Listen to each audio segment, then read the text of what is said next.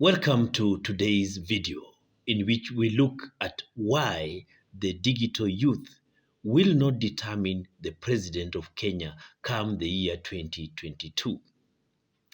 The Electoral and Boundaries Commission, IEBC, is seeking to register about 4 million young voters ahead of the 2022 elections.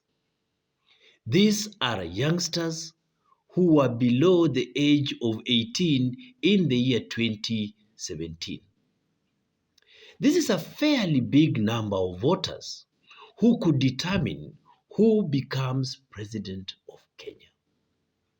Unfortunately, many of these youngsters are not excited about the responsibilities in their hands. They are disinterested in politics. This is not their fault. Let us make it clear. They are tired of the narratives that do not capture their dreams. These narratives are sold from both sides of the political divide. These young would-be voters do not care about politics. They do not follow political news. They rarely listen to news. Political conversations are boring to them. But the situation becomes even more dangerous when you consider the fact that this situation obtains amongst majority of the youth.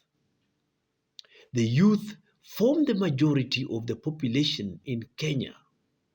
Kenya, as it were, is a youthful nation with over 80% of the population being below the age of 35 years old.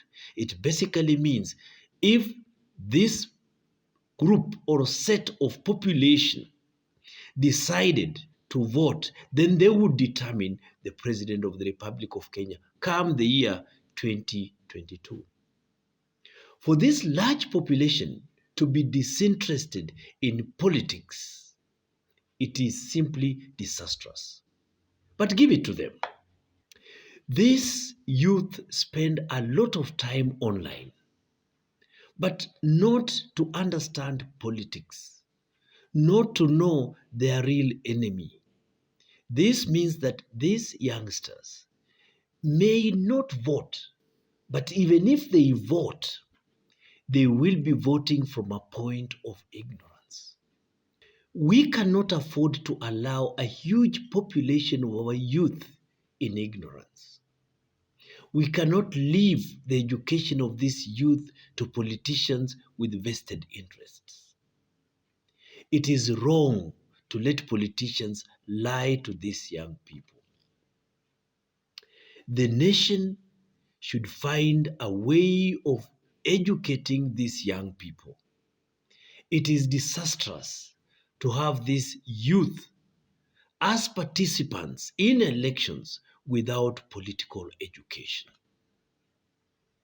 On that note, we come to the end of today's video. On behalf of my crew, Neka and Pambi, I would like to invite you to like, share, and comment on this video. But besides that, we invite you to subscribe to our channel.